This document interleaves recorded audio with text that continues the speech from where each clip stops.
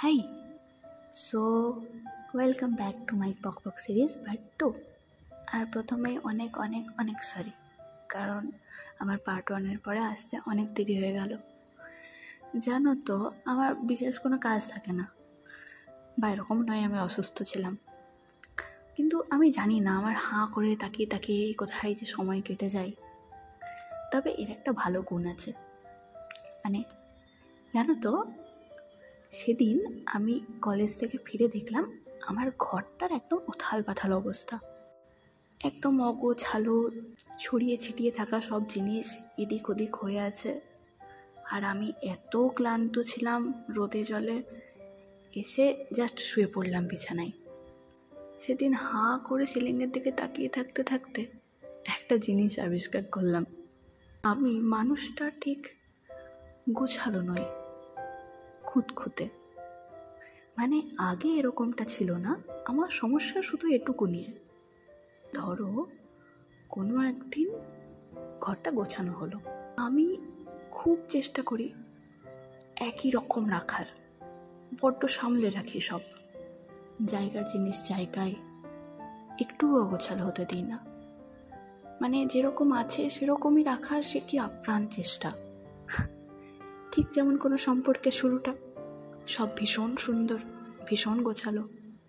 আমার খুব ইচ্ছে করে শেষ পর্যন্ত যেন এরকমই থেকে যায় সব সময়, কিন্তু হয় না, তাই না? ঠিক কোনোদিন বেরোনোর সময় তাড়াহুড়োয় ঘরটা গোছালো হয়ে যায়। সেরকমই হঠাৎ একদিন আবিষ্কার করি সম্পর্কটাও কেমন যেন এলোমেলো হয়ে গেছে। যতই দরজা জানলা লাগিয়ে রাখো, সময়ের হাওয়া সেই অগোছালো করেই দেয়। মনকে খুব বুঝিয়ে রাখলেও না, বারবার মনে হয় না, ঠিক আগের মতো নেই। আর এই কথাটা তো আমরা সবাই একবার না একবার বলেই থাকি না, যে তুমি আমায় আর আগের মতো ভালোবাসো না। আর অনেক দিন ধরে ব্যাপারটা গুছিয়ে ওঠার চেষ্টা করতে করতে যখন ক্লান্ত হয়ে যায়, বড্ড অসহায় লাগে নিজেকে। মনে হয় কিছুতেই যেন কিছু ঠিক হচ্ছে না, শুধুই গলার কাছে কীরকম ব্যথা ব্যথা করে। ভাবি এক মুহূর্তে ছুটতে পালাবো সব ছেড়ে। কিন্তু দেখো, যেদিন ক্লান্ত হয়ে ঘরে ফিরি, আমার অগোছালো জুতোর তাক, ছড়িয়ে ছিটিয়ে থাকা হাজার জিনিস সব অবহেলা করে কোনো মতে শরীরটা নিয়ে শুয়ে পড়ি বিছানায়, আর আরামে চোখ বুজে আসে।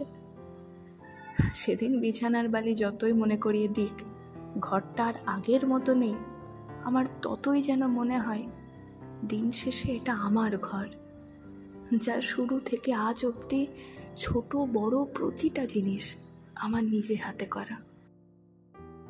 তাই এরপর থেকে সব এলোমেলো হয়ে গেলে আর পালিয়ে আসবো না, এরকম জড়িয়ে থাকবো ততদিন যতদিনে সব আগের মতো হয়ে ওঠে। বা একটু অগোছালোও যদি থাকে, ক্ষতি নেই।